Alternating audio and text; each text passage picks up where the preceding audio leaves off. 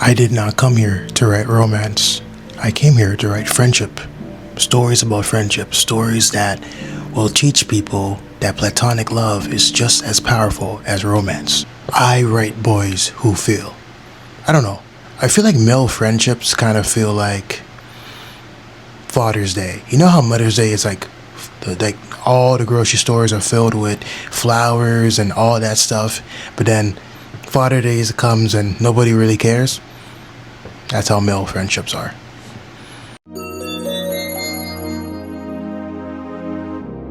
Traveler, you left the hive.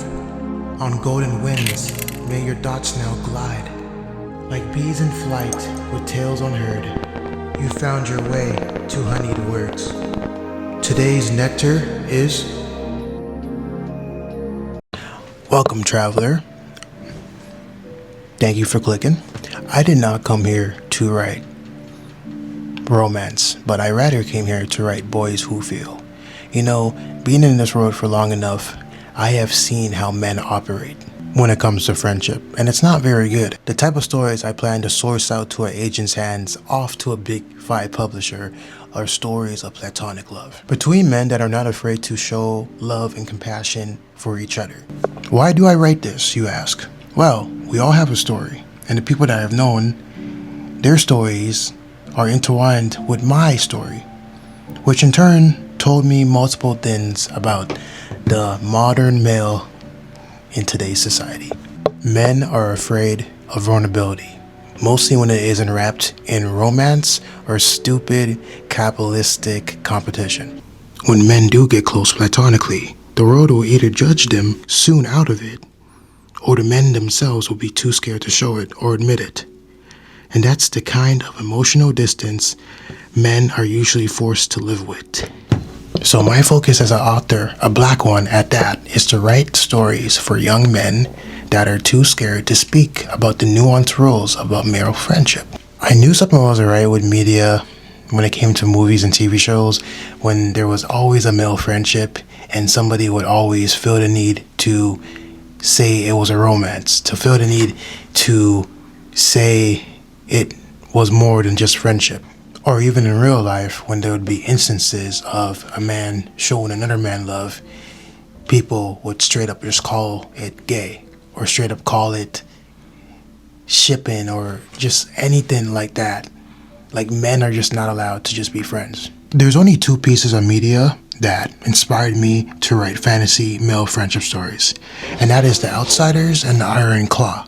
These movies tackle the issues in modern society pretty well, and we'll talk about it later in this video. Take it like this. The world conditions people in general to be addicts, and then in the very same breath, they shame people for being those addicts, for being the same thing they were taught to be. So no, if you ask me, I'm not writing a story where women are forced to take on the burdens of a man, or quote unquote be his therapist.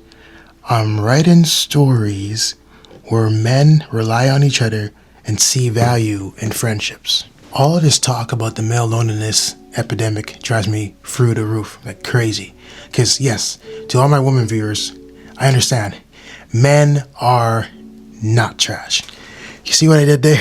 Men are very interesting creatures that may be open to softness, but the roots of their thoughts are planted with bad soil.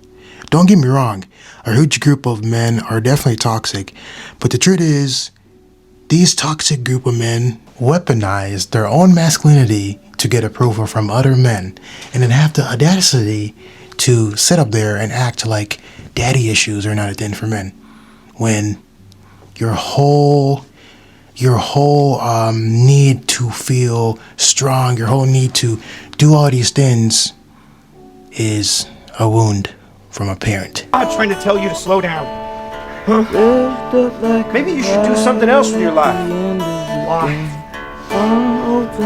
You're the only brother left in the ring. You get old daddy's attention, fuck you. I want you in the ring. I can't do this by myself. Come on! You want attention and admiration from other men, but you don't know how to show it. So you move with a dogmatic state because it is what it is. But bro, your nonchalantness is the reason why you're friendless. There was a friend I once had, someone I was close to, but instead of being able to talk or cry or say I need help, he hit me. And I think about that a lot because it wasn't just about him being violent. It was about the bigger picture, a system that teaches boys the only way to express their emotions is through fighting. And trust me, I would know I had been punched and shoved and tossed around half of my life. It took me a while to realize that it wasn't strength. That was not strength at all. It was more pain with no direction to go. A quote I love to say often is, "All this love that I once had is nothing but lust." If you read this quote over and over again like a vitamin, you will see this quote in people's day-to-day lives. Now back to those two stories that I mentioned earlier, the Iron Claw and the Outsiders. In the Iron Claw, it showed me brotherhood, but it also showed me what happens when men let their mental health stay quiet, when they don't talk about their issues, because it eventually kills the whole family from beneath. The Outsiders by 𝚕𝚘𝚗𝚜𝚗𝚎 showed me what it is when boys try to love each other, what it means when boys are trying to be soft with each other.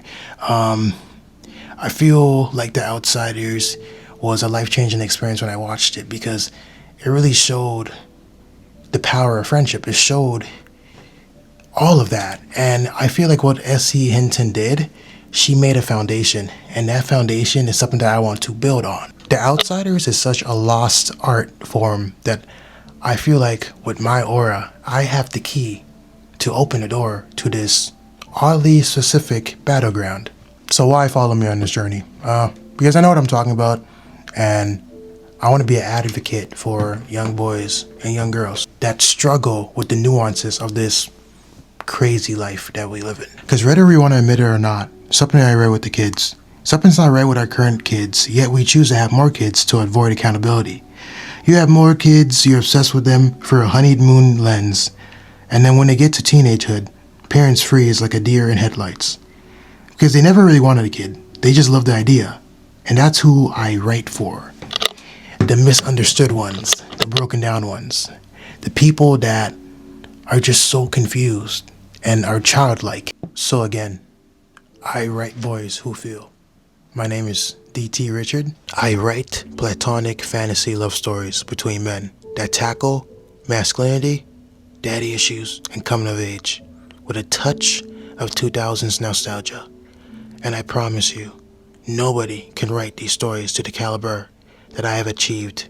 My voice, my vibe, and my hands are coated with the purest honey that sets me apart from everybody else. So my traveler, always remember me, because I'll always remember you. You know I never wanted to grow up.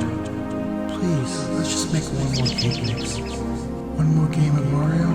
Party at Chuck E. Cheese? Or just love me like you used to?